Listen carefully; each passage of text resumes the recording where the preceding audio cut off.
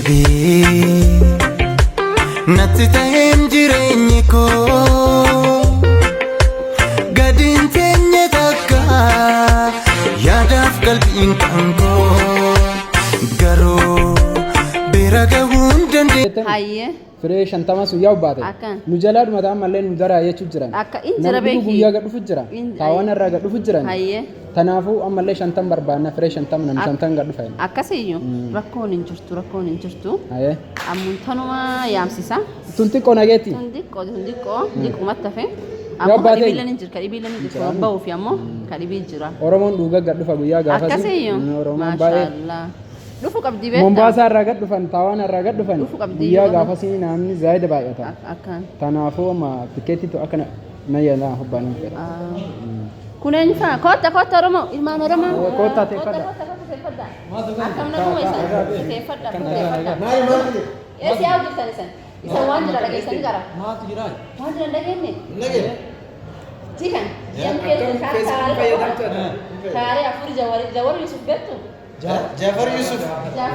Weellisaa weellisaa artistii. Isa Keenya Heedzira. Filmi isaa eebbisu dhufe. Filmi maqaan sirriibaa. Duba maalla kenniree nuti. As Nairobi keessatti moo? Nairobi isa ilmaan Oromoo gara kan dhagaa. Eessa Fulaanes. Fulaanes sitti himaa. Fulaani Saa'ali Musliim jedhan. Saa'ali Musliim jedhan. Bakrooti ta'e. Akkasiin. Guyyaa afurii moo? Taaree afurii ni sagali. Yeroo fedhan guyyaa sadii afurii nu hafe. Akkasiin gahaanii. Hayyee satana. Tikeetii sana keenya keessan duubanii. Hayyee tikeetiin tana.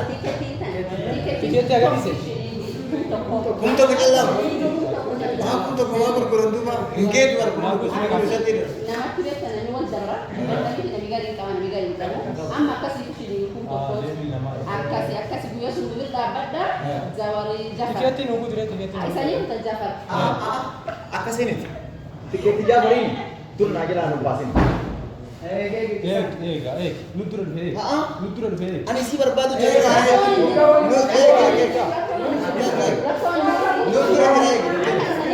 ati nu kennu ati naa filee kennu lama naa kennu naa allama fedha lama na jalaa fedha na jalaa nu baasin allama fedha allama fedha ayya lama fedha tokko leen adar kan dhugaati suutumaan gotti kan fedha Abu Jafar Akkasii waan sakkaatanii taaree afurii.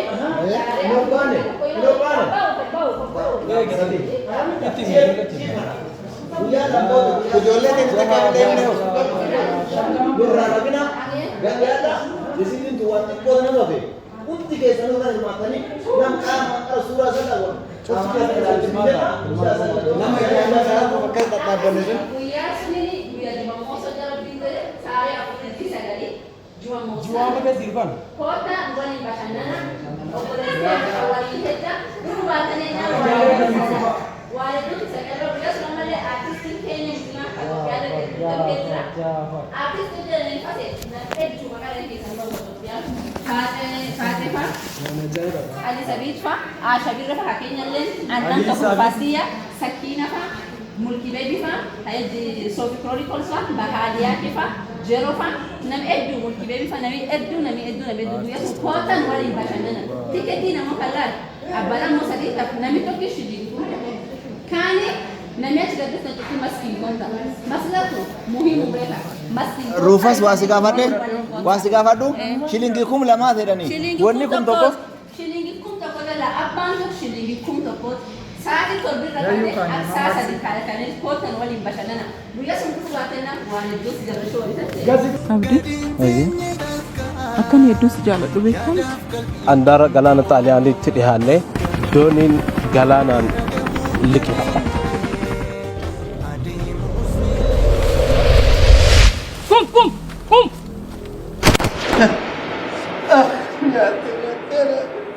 ሶሬሳ አደራጌ ፋጌ ሁማራና ማለት አዲ ሮጣለሁ ብሎ አመልጣለሁ ብሎ መኮሮን ደግሞ መግደል አለባቸው።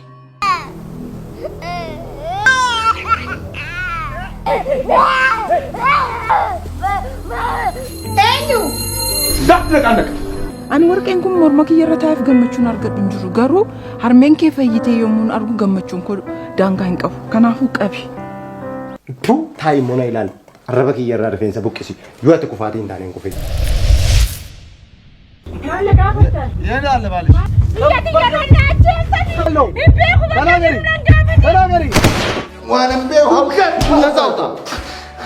Asuman ture invested ani na buqqisnaan ani ijoollee koo faana baadiyyaa gale. Ani fatiyyoo millee haga qubeellaa walii goonutti siree takkara waliin buluu hin dandeenye. Taalende asirra gahi sorba seeyitaan. Siqalu.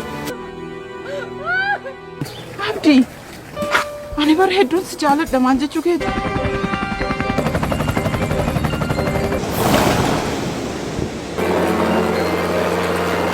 Jiruu kan koo balleessitee ofii keetii jiraattu. Lallaafaa boora nureeba lajaaf kiraan harkisa jiraachisa.